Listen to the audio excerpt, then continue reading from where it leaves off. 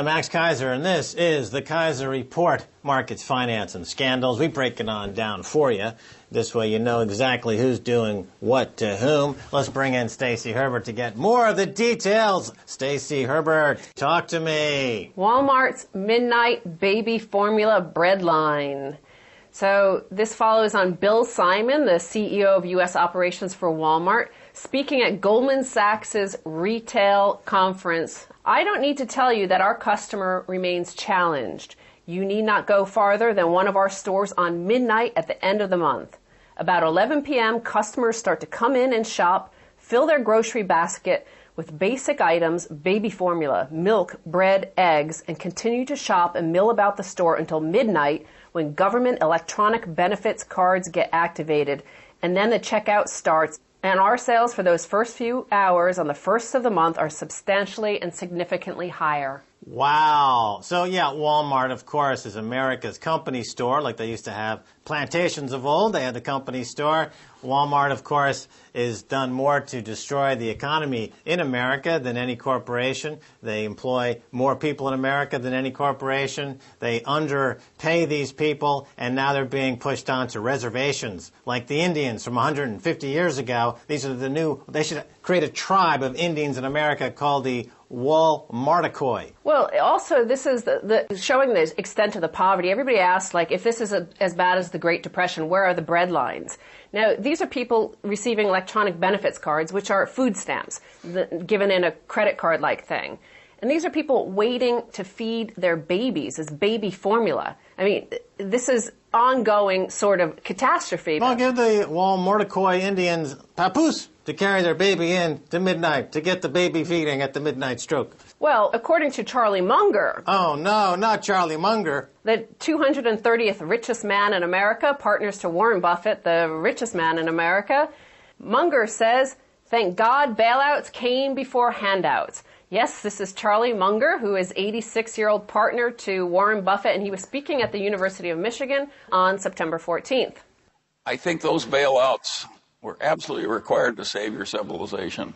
Now, if you talk about bailouts for everybody else, there comes a place, if you just start bailing out all the individuals instead of telling to adapt, you got to say to the people, suck it in and cope, buddy. Suck it in and cope. Well, a lot of people have never heard of Charlie Munger before. They don't know the story. When Warren Buffett first got to Omaha and to set up Berkshire Hathaway, he saw a bum sleeping on a bench across the street, and he gave him a job sweeping the floor at Berkshire Hathaway. And he didn't pay him in cash, he paid him in stock. So Charlie Munger is now the richest floor sweeper in America. So he's telling these people that they should just suck it up, and this is great for them. But in regards to the issue of bailing out bankers such as himself, and remember, Berkshire Hathaway is one of the largest shareholders of Wells Fargo, and which bought Wachovia, merged with Wachovia. And these received massive taxpayer subsidies, far more than those people lining up at Walmart at midnight to buy baby formula. So here is a man who says, following on that, whether or not we should have bailed out the bankers. Get the economy with enough misery, get enough disruption, destroy the currency. God knows what happens. So I think when you got troubles like that, you shouldn't be bitching about a little bailout. You should have been thinking it should have been bigger. He's suggesting that there could have been another Hitler if you did not bail out us. Remember, of course, you mentioned Wachovia. Wachovia was bought by Wells Fargo. Biggest shareholder is Warren Buffett and Charlie Munger. They recently paid a multi-$100 million fine for money laundering for Mexican drug cartels. So there's Charlie Munger, who's been found by extension to be money laundering for Mexican drug cartels. That's his only source of income. He's the richest floor sweeper in America. He's Warren Buffett's special friend down there in Omaha, Nebraska. And he's lecturing folks on why, they should suck it up and get a job. Hey, Charlie, I got news for you, buddy. Why don't you take that pipe out of your mouth and start working for a living yourself, you degenerate slob? Well, of course, he also warned that if you don't help out bankers, we could have a situation like the 1930s and the rise of a Hitler. Yeah, right. Who supported Hitler in the 30s? IBM, Coca-Cola, J.P. Morgan, and the people like Charlie Munger and Warren Buffett. Get a real job, Charlie Munger! Well, to his benefit, okay, let's look at the mitigating factor here. He is 86, and this takes me to my next headline. Dementia costs to top 1% of GDP.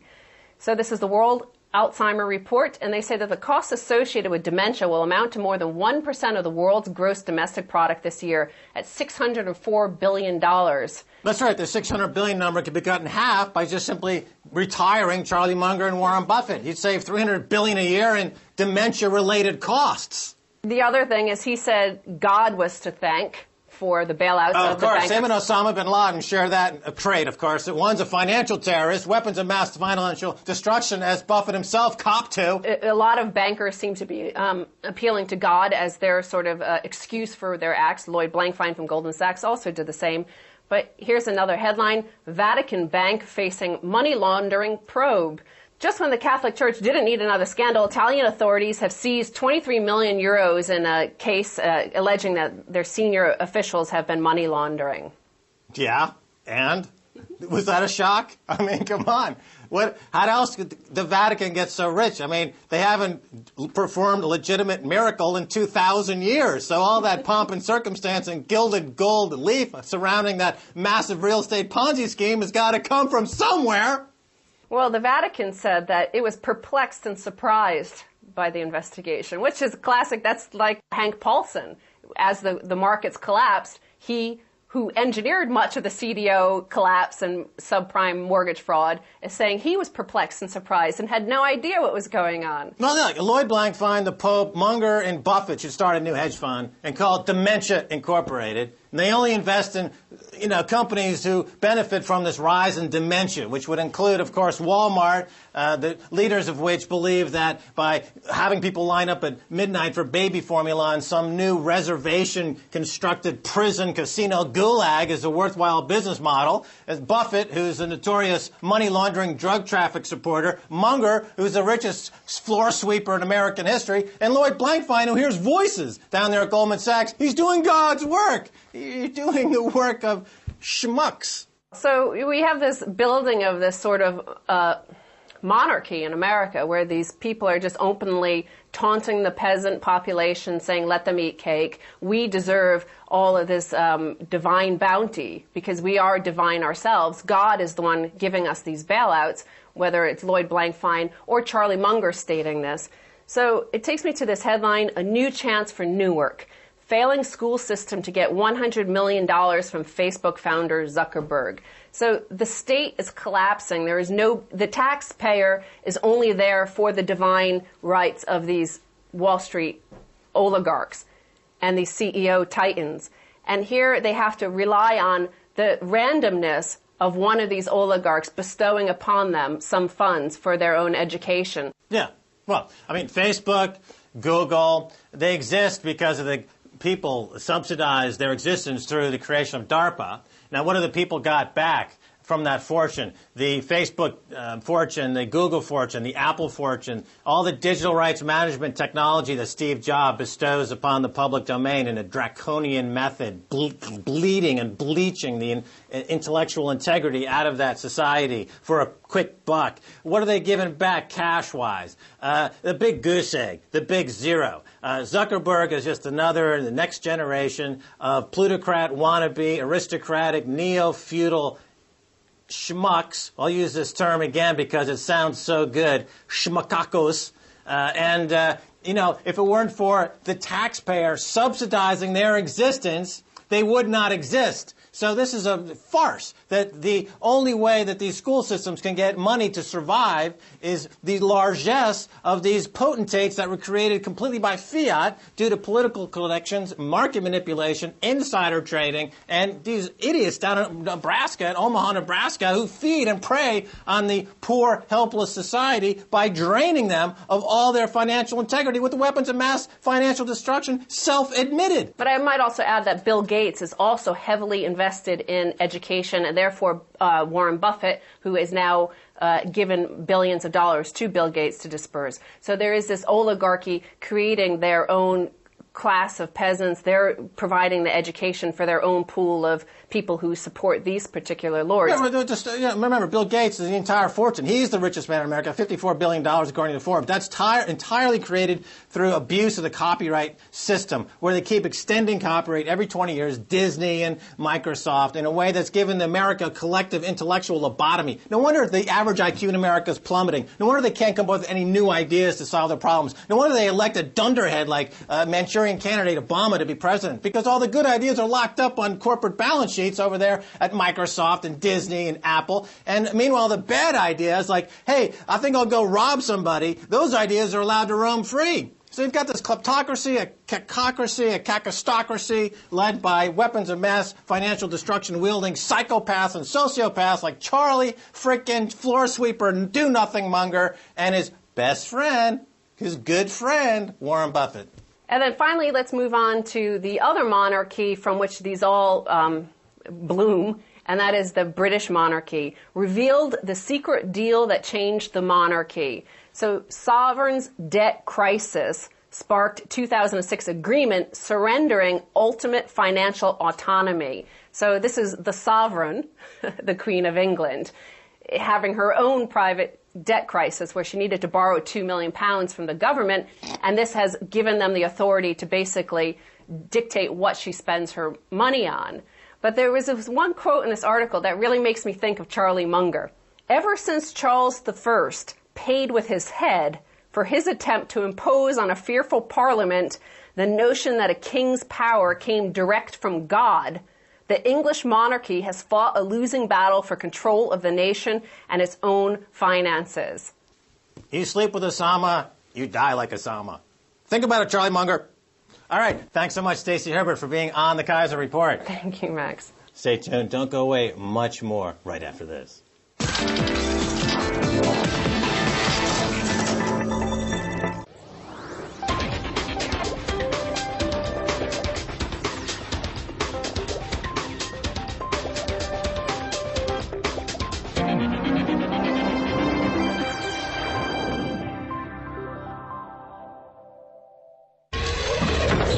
Every month, we give you the future.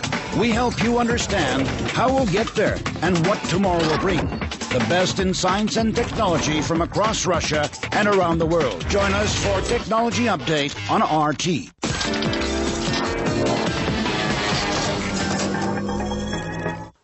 Welcome back to the Report. All right, let's go to Washington, D.C. Talk with sports writer Dave Zarin, author of Bad Sports, How Owners Are Ruining the Games We Love, a book that exposes the multi-billion-dollar sports industrial complex racket. Dave, welcome to the Keiser Report. Oh, great to be here. Thank you. All right. First, I got to ask you this. George Steinbrenner recently passed away, and they unveiled a monument in Yankee Stadium twice as big as the monument to Babe Ruth. What's that all about? That's about George Steinbrenner being able to push through a $1.5 billion new stadium that is largely funded with public dollars. And so it's their tribute to George Steinbrenner to supplying roughly $850 million in public funds and public money to be able to build that stadium. Steinbrenner's a bridge between the old era of paternalistic owners who cared about their cities and this new era that keeps score on the basis of how much money can you get from your municipality, how many political favors can you cash in, and also acting like you know more than everybody else in the room because you're the person with the biggest check. It's not that owners way back when were somehow nicer people and they visited kids in hospitals and gave lollipops to street urchins or anything like that. But back then, owners were accountable to the question of how many tickets do you sell. That's how you determined whether or not your franchise was financially viable. If you sold 1 million or 2 million tickets, that determined your profit margin. Today, fans are not just secondary or tertiary, they're at the bottom of the list when a team assesses whether or not it's making serious money. I mean, what's made sports a license to print money, basically, or owning a sports franchise, is how much public dollars you get from the local municipality, whether or not you have a sweetheart cable deal, and how many luxury boxes or PSLs or personalized seat licenses your stadium can hold. That's what determines how many millions of dollars or billions of dollars you have in the bank, and the fan has been forgotten. Right. So this is very analogous to what's going on in other parts of the economy as well. So on Wall Street, for example, the people who are actually paying taxes and doing the hard work, they're no longer important to the economy because the fund managers and the banks on Wall Street can borrow in the wholesale markets and they can engage in derivatives transactions and create markets out of thin air. So the actual hard-working, saving person who's supplying the capital is now no longer important to the economy, and they're being abandoned. The difference with sports also is that I think we feel a tremendous sense of ownership over our teams. I mean, we view our sports teams as family heirlooms that we want to pass down to our kids, and hopefully our kids will pass it down to their kids, which is a little different from how we view Wall Street. But the Wall Street analogy also works in that so much of the Wall Street mentality now is about short-term profit over long-term stability. And in sports, yes, they're making money hand over fist with sweetheart cable deals, public money, and all the rest of it. But they are sacrificing the long-term health of their product. Right, and the statistics, a vital part of baseball, are totally skewed because of steroid use. So the home run king is using steroids, just like banks on Wall Street are using these subsidies from the government to goose earnings. Again, there's a comparison. They're completely artificial. See, the interesting thing about steroids, too, is, I have a whole chapter about steroids in the book, is that owners were either malignantly processing the period when steroids got in the locker rooms, or at best, they benignly neglected as players started to resemble professional wrestlers. And there was an incentive to do both, to either ignore the problem or facilitate it, because of a very simple reason, and it was cable money. I mean, when home runs started to go out of the park, the ratings went up on basic cable and cable services. And you look at the statistics, it's unbelievable. Like, baseball went from having a TV contract that ran roughly $560 million to, after the big home run chases in the late 90s, they were selling the playoff rights alone for $2.4 billion. Just the playoffs, not even the whole package. So there was a massive financial incentive to say, the heck with the record books, the heck with the numbers, the heck with the hallowed statistics. We want to see dingers. We want to see the long ball. And this has gone global. Dave Zarin, let's talk a little bit about the crisis of the Commonwealth Games in New Delhi, India. The context that you put out, the sports industrial complex. Talk on this a little bit. What's interesting about this is that you're seeing a trend right now in a lot of these international sporting events going to the so-called BRIC countries. That means Brazil, Russia, India, China. Because it's felt that these countries are willing to spend billions of dollars for the prestige and also willing to suppress the local populace to a degree that Europe or the United States just simply will not do. But what you're seeing in India is that even with their willingness to spend $2.4 billion in capital expenditures to actually get the games off the ground, and that's just for athletic facilities, what you're seeing also is the attendant danger as they're cutting corners to be able to make the deadline to actually do the Commonwealth Games. A couple of the recent mega sporting events, the Vancouver Winter Olympics and the World Cup in South Africa. Any news about how much debt the population has been left with? Oh, absolutely. I mean, the hangover in South Africa is so extreme that you're seeing public sector strikes that involve over 1 million workers across the country. Because basically they did debt and deficit spending to pay for what are known in South Africa as the white elephants. We're talking billions of dollars. I mean, the estimates range wildly, but as many as $11 billion, which is a lot of money in South Africa on stadiums and on infrastructure. And it's now have to be paid for by the people themselves through austerity measures. And South Africa, which has the highest capita of protests in the world, they're just not putting up with it. And I was in Vancouver before the Olympics, and I was in South Africa before the World Cup. And it was fascinating because you can't imagine two more different cities than Vancouver and Johannesburg, and yet the complaints were exactly the same. Suppression of civil liberties, budget busting, deficit spending, and all the rest of it. I mean, it was an absolute horror show in both places. And it says something about, to me, what it means to do these kinds of sporting events in periods of economic recession. You get a hell of a collision that takes place between the desire of the government to look amazing for an international audience and try to build its tourist dollar, and the people themselves in the country whose lives are disrupted at a massive scale. Well, they put on these massive multi-billion-dollar shows because they get the fees, and the fees are tied to the budgets of these huge events, and they sacrifice the fans who can't afford to see the events. The athletes are endangered, but it doesn't matter because the only thing that matters are the fees. Same thing on Wall Street. They push mega, huge, multi-billion-dollar debt onto the population for the fees, even though it's crushing the economy and putting people out of work. And what's fascinating, though, about the Commonwealth Games is that for all the injustice that took place in South Africa and Vancouver, and it was manifest, the international media largely ignored it because they made the trains run on time, so to speak. You know, right. The games happened without incident to the spectacle, and therefore the injustice was largely ignored.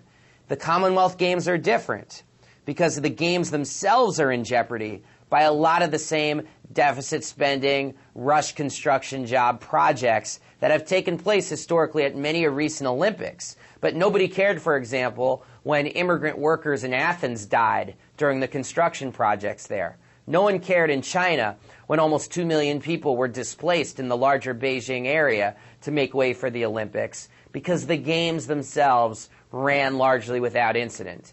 Commonwealth Games were getting a different kind of spotlight because the trains are not running on time. Dave Zarin, you recently blogged about baseball's corporate crime wave. Tell us about the leaked financial statements of Major League Baseball. First thing to understand is that baseball is allowed because of various antitrust laws and its stature as a private business to keep its business holdings private, to keep its profit margins private. Even though they get millions and millions of dollars in public subsidies, they're allowed to keep private their bottom line. Yet their records for several teams were leaked onto the internet. And now we know things that before we just suspected. Like the Florida Marlins, for example, who had demanded tens of millions of dollars to help build, actually hundreds of millions, to build a new stadium. We now know that they were claiming bankruptcy and that they were losing money. No, actually they were making about $40 million a year in straight profit. The Pittsburgh Pirates, which haven't had a winning team in 18 years, and have the lowest payroll in Major League Baseball. Their payroll is less than Alex Rodriguez, the third baseman for the Yankees, makes in a year for their entire team. They've always pled poverty. No, in fact, they're making money hand over fist. And what it's done is it's shown a lot of the local politicians in cities like Florida and Pittsburgh to either be incredibly stupid or incredibly criminal. Because for years, critics have been saying, well, wait a minute, based on some various assessments, this is what we think these teams are making. And the teams themselves have been saying, oh, what does Forbes magazine know? They're completely wrong. We're actually making nothing or we're losing money every single game. We really don't want to move the team. And by the way, that's another Steinbrennerian tactic to threaten to move the team. To say we don't want to move the team, but we will if we don't get more public money. And in each case, they've gotten that money. Yeah, it's amazing. If I take some of your stories and I put them on top of stories of, let's say, Matt Taibbi over there at the Rolling Stone, who talks about virtually the identical type of tactics being used by municipalities and states all over the country to load up municipalities with all this debt, using crime, stupidity, and fraudulent accounting in much the same way. So again, there's a huge crossover between the banking industry as it has infiltrated every little nook and cranny of the economy. Finally, speaking of baseball, whatever happened to the boycott of Arizona? Wasn't there some campaign to get the Major League to withdraw there from 2011? Yeah, it's still ongoing. I mean, there have been protests over the summer at 17 different cities and 17 different ballparks in 17 different cities wherever the Arizona Diamondbacks have gone to play.